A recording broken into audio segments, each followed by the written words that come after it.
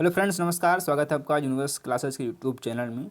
तो इसमें हम बात करेंगे TGT, PGT, LT grade, even KVS, TGT और पीजीटी के लिए इतिहास के प्रैक्टिस सेट की। शाम को बज रहे हैं 7 और आई होप आप बिस्तर में होंगे या फिर चाय पी रहे होंगे।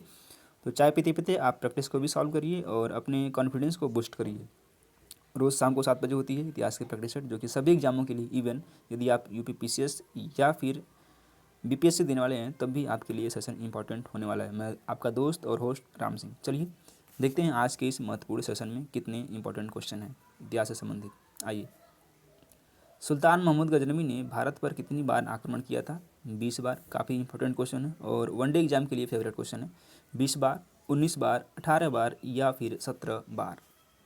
कितनी बार आक्रमण किया था आपको पता होगा भली भांति। यह क्या था? 17 बार आक्रमण किया था। ऑप्शन नंबर डी करेक्ट हो जाएगा। और बात करते हैं महमूद गजनवी की, तो यह 1000 ईस्वी से 1027 ईस्वी के मध्य भारत पर लगभग 17 बार आक्रमण किया था। अधिकांश विद्वान यानी कि हेनरी इलियट के इस मत का समर्थन करते हैं। जाटों और खोखरों को दंड देने के लिए महमूद गजनवी ने 1027 ईस्वी में भारत पर अंतिम आक्रमण किया था। ये भी आपसे क्वेश्चन पूछ सकता है कि महमूद गजनवी ने भारत पर अंतिम आक्रमण कब किया था? तो 1027 में किया था। कब किया था? 1027 में।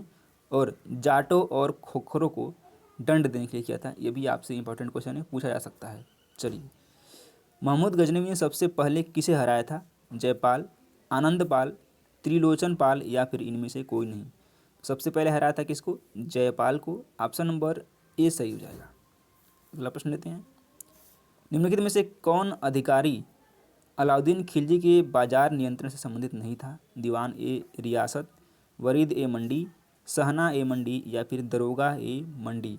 तो आई होप आप इसको देखते ही समझ पाएंगे। दरोगा ए मंडी कोई इससे संबंधित नहीं था, तो डी ऑप्शन क्या हो जाएगा? सही हो जाएगा। इब्न बतूता के रिहला में किसके शासनकाल का वर्णन है? गयासुद्दीन तुगलक, बलबन, अलाउद्दीन खिलजी या फिर मोहम्मद बिन तुगलक, यानी कि MBT। इसको शॉर्ट फॉर्म में MBT भी बोलते हैं। कौन है? मोहम्मद बिन तुगलक। डी ऑप्शन से क्या है? सही हो जाएगा। और जो इब्न बतूता था यह अफ्रीका का निवासी था, यानी मोरक्को। यह मोहम्मद तुगलक के शासनकाल में भारत आया था, जबकि इब्न बतूता ने रहला में मोहम्मद बिन तुगलक के शासनकाल का उल्लेख किया है। यहाँ पे एक क्वेश्चन और बन सकता है कि वह किसके शासनकाल में भारत आया था? तो मोहम्मद तुगलक के, यानी कि मोहम्मद बिन तुगलक के शासनकाल में आया था। तो ऑप्शन नंबर डी करेक्ट हो जाएगा। चलिए अगले क्वेश्चन पे आते हैं। इल्तुतमिश द्वारा सत्ता ग्रहण करने का क्या आधार था? यह ऐबक का दामाद था, उसने बल प्रयोग से सत्ता ग्रहण की। दिल्ली के तुर्क अमीरों व सेनाधिकारियों ने उसका चयन किया था, या फिर लाहौर स्थित अमीरों द्वारा यह चयनित हुआ था। तो इसका आधार क्या था? यह दिल्ली के तुर्क अमीरों व सैन्य अधिकारियों ने इसका क्या किया था? चयन किया था। तो सी ऑप्शन क्या हो जाएगा? सही हो जाएगा। निम्नलिखित में से कौन सा कथन चौथ के संबंध में सत्य नहीं है? सत्य नहीं है पूछा गया है। जब भी आप एग्जाम हॉल में क्वेश्चन सॉल्व करेंगे तो नहीं है वाले पर जरूर गोला लगा देंगे, क्योंकि कुछ क्वेश्चन ऐसे होते हैं, 1 से 2 क्वेश्चन, जो सिली मिस्टेक की वजह से आते हुए क्वेश्चन गलत हो जाते हैं और यही आपको सिलेक्शन से बाहर भी करवा सकते हैं। बात करते हैं इसमें। चौथ मराठा शासक की आय का एक स्रोत था। शिवाजी पड़ोसी राज्यों से चौथ वसूलते थे। यह राज्य की आय का 1/4 भाग था। शिवाजी के द्वारा अपनी प्रजा से भी यह वसूला जाता था। क्या था यह शिवाजी के द्वारा अपनी प्रजा से भी वसूला जाता था, यानी कि एक तरह से ये कर था, टैक्स था। तो डी वाला ऑप्शन करेक्ट है, ऐसा नहीं था। अगले प्रश्न लेते हैं। शिवाजी के समय में भूमि राजस्व की दर संभवतः थी उपज का कितना? 1/2 भाग, 1/3 भाग, 2/5 भाग या फिर 1/8 भाग। यह 2/5 भाग थी, यानी कि ऑप्शन नंबर सी सही है। मध्यकालीन भारत का इतिहास लिखा गया था तुर्की में फारसी में, उर्दू में या फिर पश्तो में। पश्तो भी एक प्रकार है। किस में लिखा गया था? यह लिखा गया था फारसी में। बी ऑप्शन क्या है? सही है। अगला प्रश्न लेते हैं। निम्नलिखित में से कौन सा ग्रंथ दारासिकोह की रचना नहीं है? दारासिकोह की रचना कौन सी नहीं है? सिर्रे अकबर, मजमा अल बहरीन, समुद्र संगम या फिर दारा बनामा। दारा बनामा कौन सा हो जाएगा? दारा बनामा नहीं है, ऑप्शन नंबर डी करेक्ट हो जाएगा। सिर्रे अकबर दारासिकोह के नेतृत्व में उपनिषदों का फारसी में अनुवाद है। मजम उल बहरीन दारासिकोह की रचना है। इसका हिंदी अर्थ दो समुद्र का मिलन यानी कि समुद्र संगम है। तो डी ऑप्शन क्या है, करेक्ट है। अगले प्रश्न पे आते हैं। पश्चिमी भारत आने वाला प्रथम अंग्रेज कौन था? Thomas Stephens, Ralph Finch, captain Hawkins या फिर जॉन मिल्डन हॉल? कौन था? यह थॉमस स्टीफेंस था। ऑप्शन नंबर ए करेक्ट है। और किसके शासनकाल में आया था, यह आपको कमेंट बॉक्स में कमेंट करके बताना है। अगला प्रश्न लेते हैं। औरंगजेब के शासनकाल में जिन सतनामियों ने बगावत कर नारनौल शहर पर अधिकार कर लिया वे अनुयायी थे कबीर के, दादू के, नानक के या फिर रविदास के? ये अनुयायी किसके थे? ये रविदास के अनुयायी थे। ऑप्शन नंबर डी सही हो जाएगा। निम्न में से कौन प्रेस की स्वतंत्रता के समर्थक थे? Charles Metcalfe, Lord Hastings, Lord Macaulay या फिर ये सभी? कौन स्वतंत्रता के समर्थक थे? ये हो जाएगा डी ऑप्शन। ये सभी के सभी क्या थे? प्रेस की स्वतंत्रता के समर्थक थे। तो इस तरह से डी ऑप्शन सही है। निम्नलिखित में से कौन चतुराईपूर्ण निष्क्रियता की नीति के साथ जुड़ा है? William Bentinck, Lord Canning, John Lawrence या फिर लॉर्ड मेयो? कौन जुड़ा हुआ है?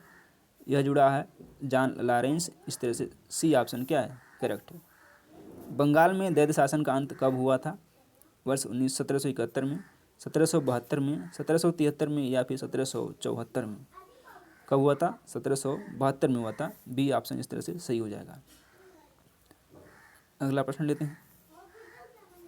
लॉर्ड डलहौजी ने किस वर्ष यह घोषणा की कि मुगल बादशाह बहादुर शाह के उत्तराधिकारियों को लाल किला खाली करना पड़ेगा? वर्ष 1848, 1849, 1855 या फिर 1856 में? कब हुआ था? 1849 में हुआ था। Option number B will be right. Lord Mayo की हत्या किस वर्ष हुई थी? 1869 में, 1870 में, 1872 में या फिर 1874 में? तो लॉर्ड मेयो की हत्या हुई थी 1872 में। सी ऑप्शन क्या है, करेक्ट हो जाएगा। लॉर्ड कर्जन ने वर्ष 1901 में पुरातत्व विभाग का डायरेक्टर जनरल नियुक्त किया गया था? ए कनिंघम, ए व्हीलर, सर जॉन मार्शल या फिर आर डी बनर्जी? किसको किया गया था? यह किया गया था सर जॉन मार्शल को। ऑप्शन नंबर सी सही हो जाएगा। अगला प्रश्न लेते हैं। निम्नलिखित में से किस गवर्नर जनरल यानी वायसराय के पुरातत्वीय अवशेषों के रख रखाव में गहन दिलचस्पी दिखाई थी? Lord Ripon, William Bentinck, Lord Curzon या फिर लॉर्ड डफरिन ने?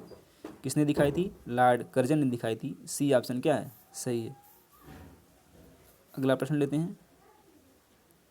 कांग्रेस के किस अधिवेशन में भारतीय राष्ट्रीय आंदोलन का उद्देश्य पूर्ण स्वराज घोषित किया गया था? कानपुर 1925 अधिवेशन, अमृतसर अधिवेशन 1919, नागपुर अधिवेशन 1920 या फिर लाहौर अधिवेशन 1929? कब किया गया था?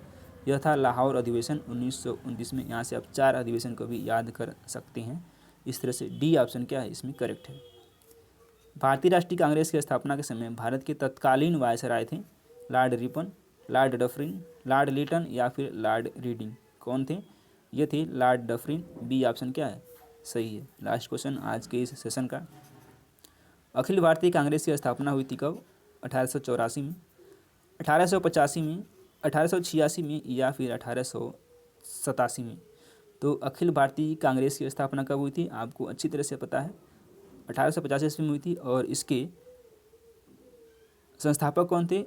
एओ ह्यूम थे। तो इस तरह से ऑप्शन नंबर बी करेक्ट है। और हम उम्मीद करते हैं सेशन आपको पसंद आएगा। पसंद आए तो वीडियो को लाइक कर लीजिए और अभी तक आपने चैनल को सब्सक्राइब नहीं किया है, सब्सक्राइब कर लीजिए। मिलते हैं अगली वीडियो में, तब तक नमस्कार, जय हिंद।